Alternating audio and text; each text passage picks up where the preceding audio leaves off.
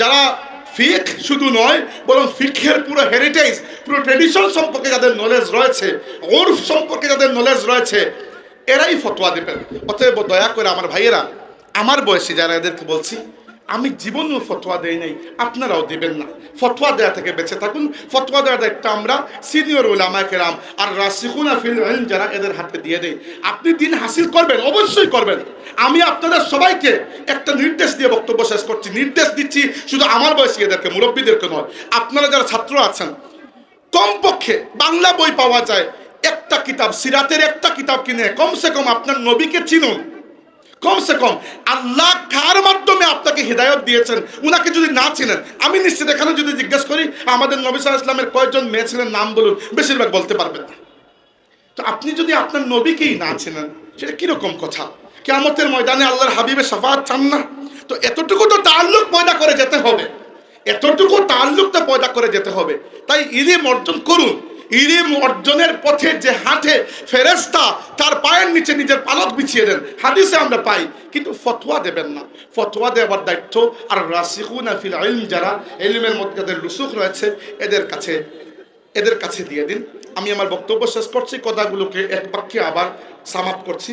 প্রথম কথা হচ্ছে, ইলমে দিনের মধ্যে সবচেয়ে বড় গুরুত্বপূর্ণ বিষয় হচ্ছে আল ইসনাদ, যাকে আমরা বাংলা ভাষায় সনদ বলি। ইসনাদ কি? ইসনাদ হচ্ছে বর্ণনার ধারাক্রম, চেইন অফ ট্রান্সমিশন। যে আল্লাহর রাসূল সাল্লাল্লাহু আলাইহি ওয়াসাল্লাম এটা বলেছেন, আবু হুরায়রা শুনেছেন, আবু হুরায়রা বলেছেন, উদাহরণস্বরূপ উরওয়া ইবনে জুবায়ের শুনেছেন। এইভাবে নিচের দিকে আস্তে আস্তে আপনার উস্তাদ পর্যন্ত যদি এই লাইন আসে, তাহলে বুঝতে হবে যে আপনি ইলমের সনদ হাসিল করেছেন। এরপরে আপনি যা বলবেন সেই কথাটি আমার কাছে বিশ্বাসযোগ্য হবে। 2 নম্বরটা হচ্ছে, ইলম অর্জন করার ক্ষেত্রে খেয়াল রাখবেন যে সনদওয়ালা উলামার কাছ থেকে ইলম গ্রহণ করবেন।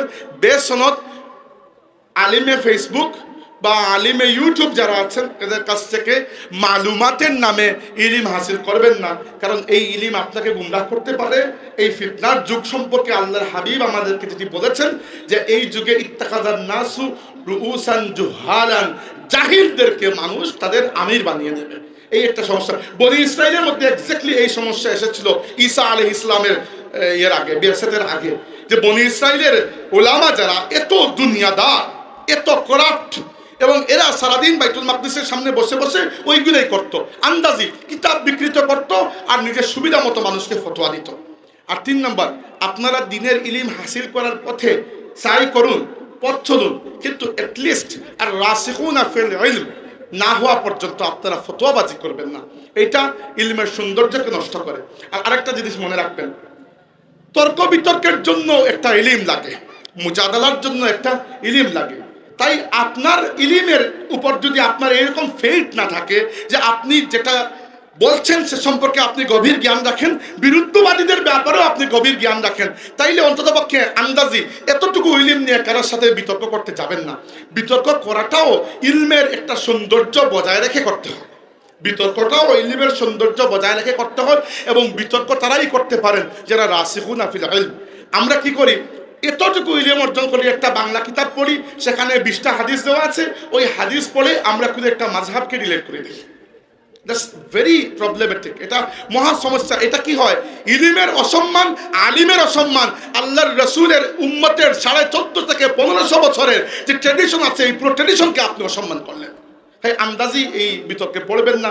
আল্লাহর নবী সাল্লাল্লাহু আলাইহি ওয়াসাল্লাম বলেছেন, আনা যাঈমুম বিবাইতিন ফি রাবাদিল জান্নাতি লিমান তারাকাল মিরাআ ওয়া ইন কানা মুহিক্কান ওয়া বিবাইতিন ফি ওয়াসাতিল জান্নাতি লিমান তারাকাল কাযিবা ওয়া ইন কানা মাযিহান ওয়া বিবাইতিন ফি আলাল জান্নাতি লিমান হাসানা খুলুকাহু।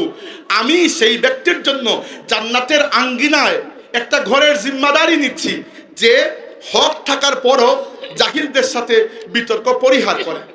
একটা বিতর্ক আছে যেটা ইসলামের স্বার্থে আপনি করছেন, এই বিতর্ক ইতিহাসে উলামায়ে কেরাম বারবার করেছেন। এটাকে বলা হয়, আল্লাহ রাব্বুল আলামিন বলেছেন যে তোমরা মানুষকে দাওয়াত দাও ইসলামের প্রতি হিকমতের সাথে, সুন্দর ওয়াজের মাধ্যমে, এবং ওয়াজাদিলহুম বিল্লাতি হি আহসান, মুজাদালা করো যেটা আহসান। কিন্তু সেই মুজাদালার জন্য আপনার ইলম লাগবে। তাই আল্লাহ নবী বলেছেন, যে ব্যক্তি হক জানার পরও, নিজেকে রাইট সাইডে রাখার পরও বিতর্ক বাদ দে, তার জন্য আমি জান্নাতের আঙ্গিনা একটা ঘরের জিম্মাদারি দিচ্ছি।